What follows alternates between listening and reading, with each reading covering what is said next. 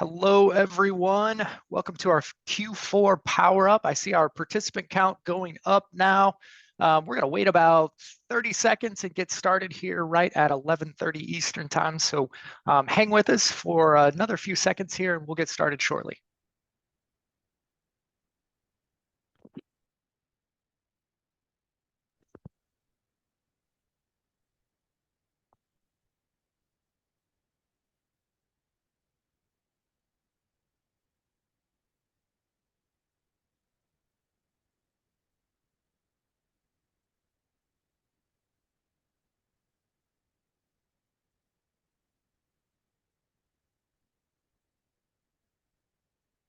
All right, we're going to go ahead and get going here. We're right at 11:30 Eastern Time. Hello, everyone, and welcome to the RMI's Q4 Power Up session. My name is Ryan Childers. I'm the Managing Director of the RMI. I'm really glad you decided to join us here today for our topic that I'll say is a big one. Big topic, we're going to talk about resource forecasting. Before we get to any of that, I want to take just a minute to say a special thank you to our sponsor of today's Power Up, Cantata. We really appreciate your help and support in making events just like this one possible. So thank you for that. All right, so our game plan for today's session, I'm going to do a little bit of a brief introduction to the RMI, and that's especially for those of you that are finding us for the first time and are new to us. Then I'm going to do some stage setting. I'm going to set the stage with some data and some perspective on resource forecasting in order to set up our guest speaker for today's session, Christine Robinson, who is one of our RMI Advisory Board members. She's going to bring resource forecasting to life and talk about resource forecasting in action. And then I'm going to come back in and share some updates from the RMI on some of our upcoming events and training as well. We are welcoming questions along the way. You can put those in the chat panel and we'll take a look at those. With 30 minutes, it's going to be a quick session. We have a lot of great content for you. We may not get to questions at the end. If we don't, we'll take those offline and make sure we get them answered for you. Okay. So for those of you that are new to the Resource Management Institute, let me do a little bit of an introduction here. So we were established in 2016. We're now an over 3,000 member resource management community. And as an institute, we are 100% dedicated to the advancement of resource and workforce management, thought leadership, best practices, and standards. We do that through market research and our white papers, through industry collaboration events just like this one, and of course our globally recognized resource management training and certification program that we call RMCP, where we teach our just-in-time resourcing brand of global resource management. If you haven't joined the RMI yet, this is your invitation to do so. If you follow the link at the bottom of the screen, that'll take you out to our website. You'll find a great big join button in the upper right-hand corner. If you click that, give us just a little bit of information. I promise you're in. You're a member at that point, and just for joining the RMI, you get access to RMI Insight and our white papers on resource management best practices. You get access to all of our market research, and you'll get invitations to upcoming RMI events just like this one. And then, of course, you'll get access to some of our recordings of previous RMI events as well. Best part about all of this is, by the way, it is free to join. So again, if you haven't done that yet, certainly encourage you to take advantage of all of those things and become a member of the RMI. All right, so with that, again, I want to take just a minute to set the stage for Christine a bit here, and I'm going to share some perspective on resource forecasting. Now, I thought we'd start with a look at what our survey data is telling us about resource forecasting, especially in regards to effective resource management. And so nothing new here. We've been talking about this for a while. Resource forecasting is the single biggest inhibitor to effective resource management. And again, it's been that way for far, far too long. And what's interesting about this is if we step back and we say, okay, hang on, we're talking about resource forecasting. Why is it so critical to our success? And this is something that comes right out of our RMCP training and certification program. I wanted to bring it out here because we've chosen our words, what I think in a very, very wise fashion. Resource forecasting goes a long way towards improving our ability to proactively, and that's the key word here, right? Proactively meet the needs of our future demand, ensure effective utilization of those resources that we're responsible for keeping busy, and it has a positive impact on our organization's ability to deliver our projects on time and on budget. All of those things, those are those positive outcomes that we're looking for through effective resource management. But it's not that simple, right? We know there are a bunch of things that get in the way. And so this is our top 5 list. Top 5 list of those things that prevent effective resource forecasting. And so, for us, it starts with having a formal methodology and being able to get to a baseline resource forecast. A lot of organizations struggle and don't have a methodology or a structured approach in place, and they can't get to that baseline.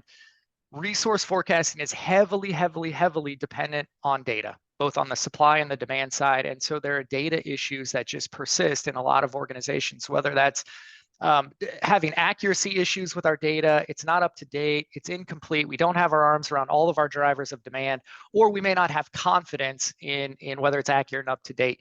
Whether that's due to some of the stereotypical issues we run into with some sandbagging behavior, maybe we're overly aggressive with our projections, or we just can't get data out of folks in a timely fashion.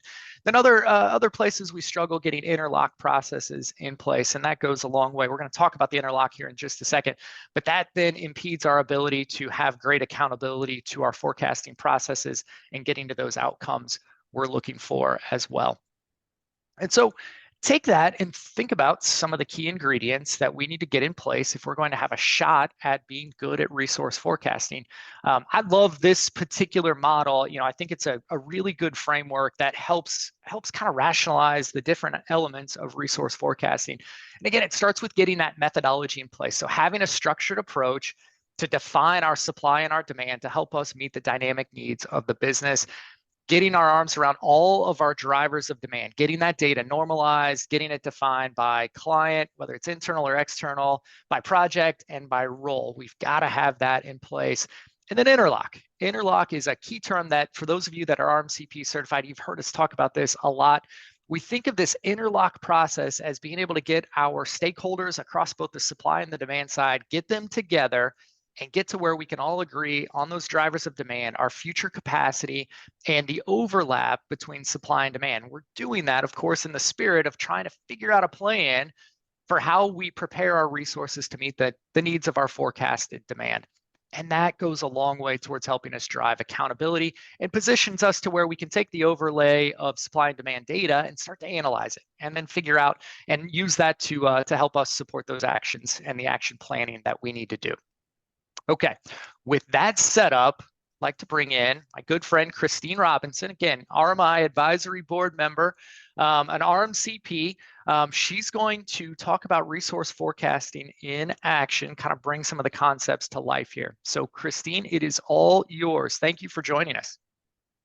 Ryan, thank you very much. I appreciate the intro, and I'd love to get started with what I call the 3 C's. So this is really a bit of setting the stage for what forecasting is all about, why it matters, and how you can incorporate some of the best practices in terms of not only analyzing and delivering the information, but really being able to relay it in a way that truly contributes to the strategy of your organization. And so perhaps surprisingly, I would like to start with the first, which is confidence. And a bit of a play on words here, having somewhat of a double meaning. What I would actually say is probably, in my experience, the number one best practice is presenting the information with confidence. A lot of times in resource management, and I have seen this quite a bit in my career, we're placed in a situation where we're getting information from a lot of different places, right? Perhaps systems that don't necessarily talk to each other the way that we'd like.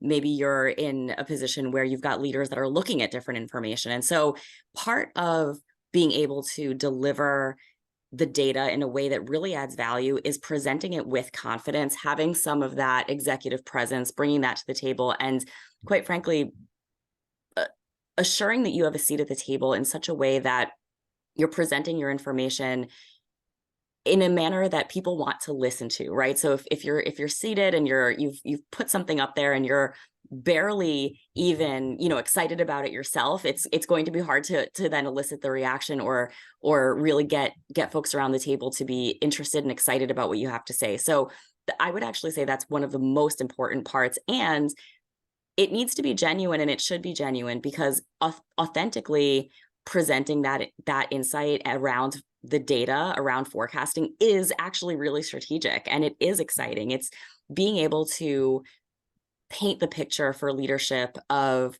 what is trending, what the information is telling you. And this could be related to skills, it could be related to pipeline, it could be, perhaps it's a consulting practice that you're supporting, and so you're taking a look at if you're going to have the resources to fulfill the demands that's anticipated. And so being able to present that and be really genuine in your own enthusiasm around the information is really key. Moving then to the second, which is credibility. Doing that and really laying the groundwork with presenting the information with confidence naturally then leads to credibility, right? And the other way that you really build credibility is really enabling a system and a process where the information becomes credible. And you have to kind of start somewhere. So I've seen this a lot of times with resource managers and teams that I've led, even myself, certainly being in this situation where you've got information, you're getting it from different sources. Maybe it's a new report. Maybe you're, putting something out there that hasn't been viewed in that way before. And that's okay. You kind of have to just start somewhere. But the way that you really build that credibility is being consistent, really explaining where that information is coming from, right? So you don't necessarily have to have all the answers, but it is important to genuinely present what you're sharing as a source of truth, right? Something that you're bringing to the table that is, maybe different. Taking the time to break down, here's where this information came from, right? So saying things like, I've worked with finance to gather this information. I've worked with human resources to gather this other information, right? And kind of citing your sources. There's a reason why we were taught to do that in school and in English class, and it's important, and it's certainly important within an organization to not only credentialize what you're bringing to the table, but to start making those links in the minds of leadership around how this data is coming together and why it's going to matter to them. And then really leading into this idea of custom, right? So again, kind of a play on words here. The idea behind this is, one, make it customary. So have it become a norm, something that I have seen as a pitfall, certainly in just over the years of kind of seeing different types of data be presented, is having inconsistency in what you're presenting and how you're presenting it, and quite frankly, in the cadence in which you're presenting it as well. And so the idea behind this is, again, you don't have to have all the answers, but there's something to be said about consistency and really presenting something. So if you've got a report and you're going to put it out and it's going to come out every Tuesday before noon, people start to expect that, and that in itself creates a norm, and kind of sets the stage for you then to be able to actually circle back and have that confidence to be able to present the information. It also adds credibility. So that's one part of it that I really wanted to relay.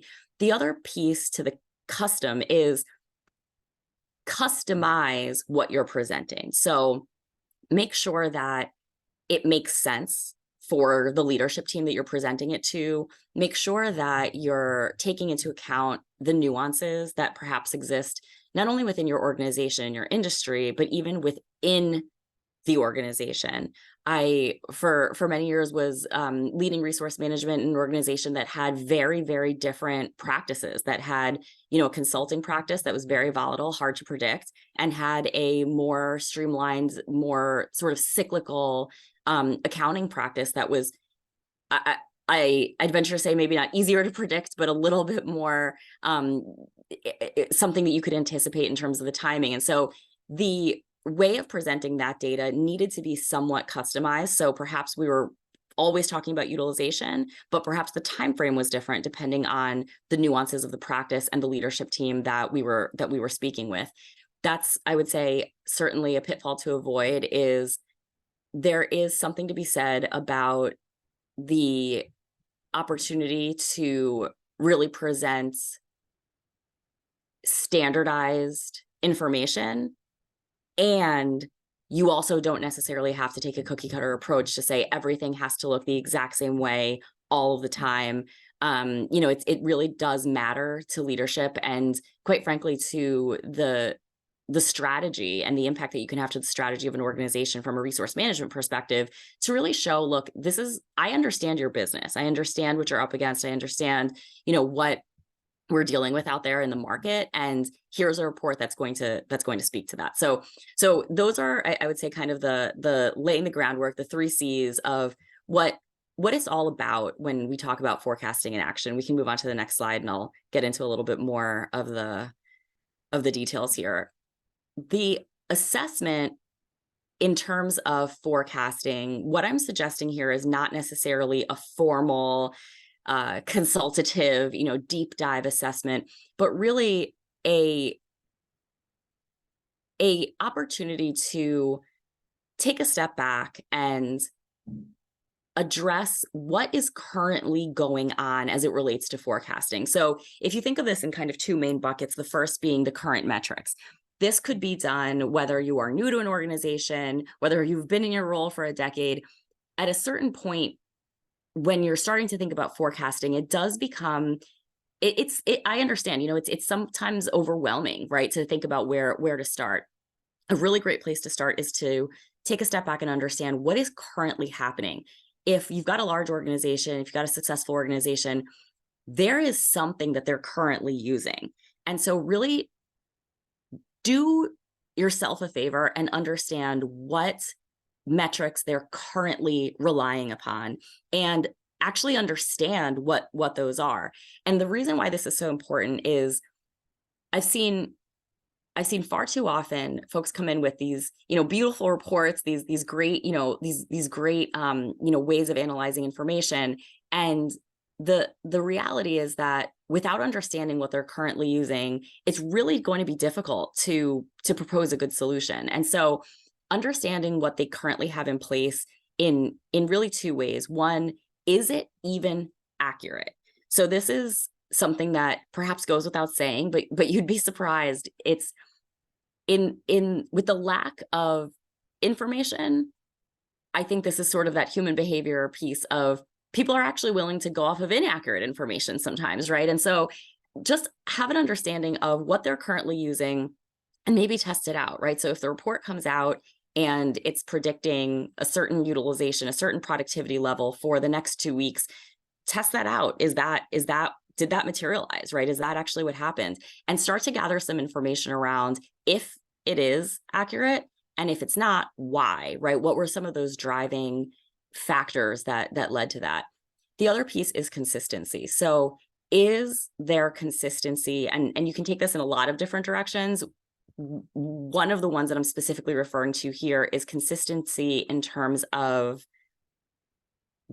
how is this information being used? So do you have a situation where one leader is using a certain metric and another is using a totally different metric? And now it becomes very difficult to drive any sort of standardization in terms of whether that's productivity, utilization, skill sets, right? Things that are important and kind of core in terms of the resource management process. The next thing I would say as part of this assessment is, sounds simple, but just listen. So have those conversations, make the time to speak with the leadership team to understand what they want to see, how they want to see it. So in resource management, we have a couple of main tenets, right? We talk about utilization, we talk about productivity, we talk about skill sets. These are kind of the basic building blocks, right, of what we do. And sometimes it's important to recognize that we have to lead others to that place, because in the absence of a really formal resource management process, they might not have looked at that information in that same way. And so it's difficult to just kind of come in and make an assumption, hey, I've decided this is important, so now you should feel that it's important, right? We do need to actually listen and understand from them what is important to them.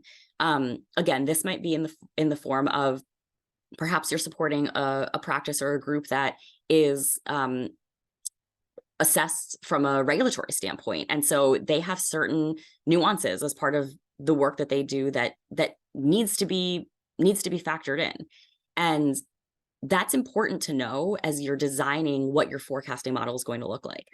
The other thing, and this is another big one in terms of keeping things realistic, is not only understanding what they want to see, but is it obtainable? And what I mean here is there are a lot of things I think that it would be great to be able to see, right, and predict. However, we just don't have the ability to produce that information. Now, that could be because the system doesn't currently track it.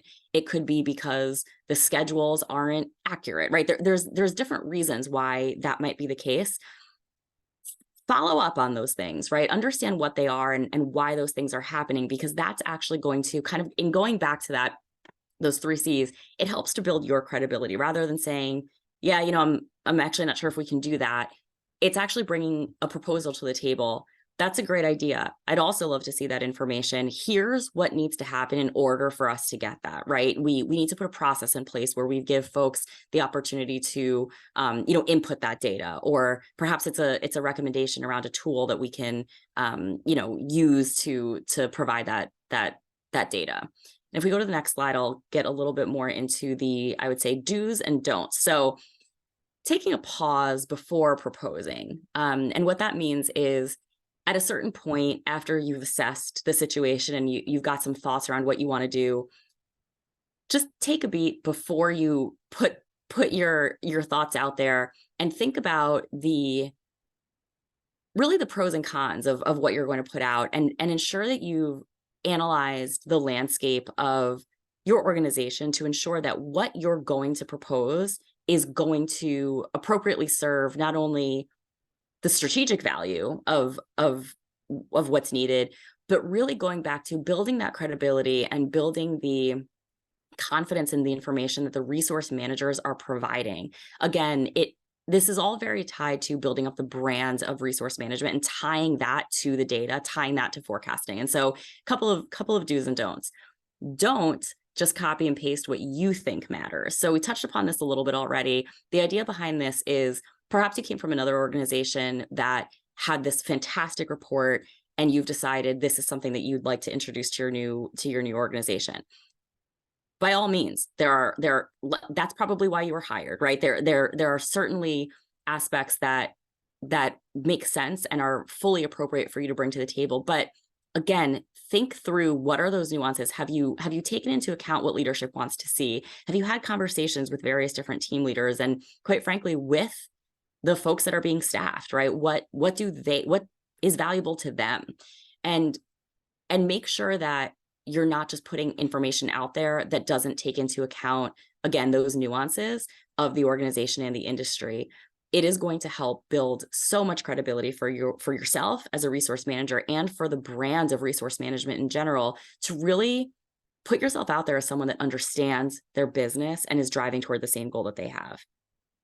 Don't just arbitrarily give them what they want. So this is something I learned pretty early on in my resource management career when I had a pretty senior person ask me for a report, and out of pure curiosity, I had the report. It was easy enough. I sent it over, but I said, just, would you mind just sharing with me why you're looking for that information? And it turned out that he was asking actually for an availability report, but really he was looking to actually fill a need for a very, very specific skill set. And so in his mind, he thought, well, let me see who's available, right? And then I can kind of help myself to that.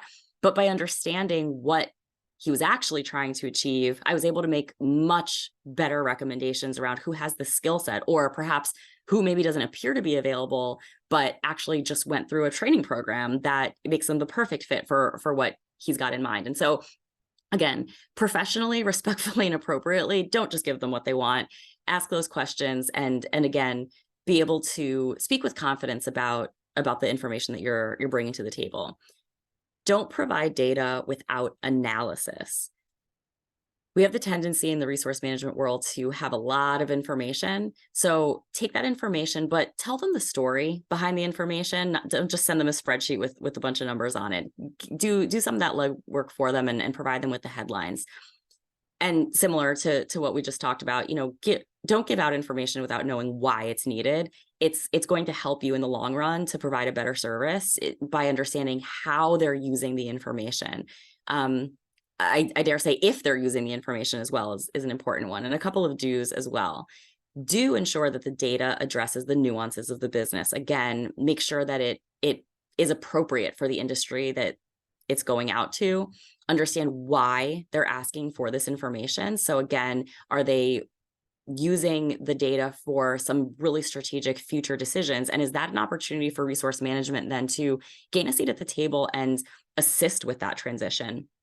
Tell the story behind the numbers. So again, it's this idea of, is there a trend, right? So don't just put some information out there, but look back the last couple of weeks. Is this trending downwards? Is it trending upwards, and why? And follow the data. After you put the report out there, were there decisions that were made based off of this information? How is it used? How can it be refined? These are all things that are important to understand.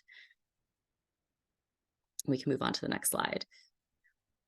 So really quickly, I also say, again, if this helps to drum up the excitement around the resource management data, in particular around forecasting, there's a lot of potential as it relates to resource management data, especially with forecasting. And I put just a few here. The attraction of talent, right? So by understanding what your people are working on and where the opportunities lie, you can really work very closely with your recruiting team, with your talent acquisition team, to really attract the type of talent that's going to be needed for your business. Compensation decisions, right? By understanding what the utilization looks like, that is certainly going to have an influence there. Attrition is a big one, right? So if you're looking at turnover and you need to start forecasting what that means in terms of perhaps there's a hot wave coming in of new certain type of work, and that matters in terms of the attraction of talent and how that ebbs and flows, and of course performance. That's both in terms of performance of individuals as well as performance of the organization. And lastly, and quickly, I'll just go through that last slide related to make it real. So if I leave you with one thing, I wanted to put a person here. This information is about people that work at your organization. And so provide leadership with real examples rather than just saying, hey, here's a spreadsheet with a bunch of numbers. Say, hey, I spoke with someone, they're 5 years out of college. This is where they are. They had this particular experience on an engagement. This is what they'd like to do. And here's why that number matters. It's a lot. It makes a big difference. Paint the picture for leadership so they understand what you're trying to explain, and explain to them why it matters. So again, what that means is take them through that storyline of the individual who got to work on something that they really enjoyed, and because of that are now referring other people to the organization and helping you meet some of your recruiting goals. And that really, I would say, is very impactful. So thank you. I'm thrilled to have had the opportunity to present this information, and this is a topic certainly that's near and dear to my heart. Back to you, Ryan.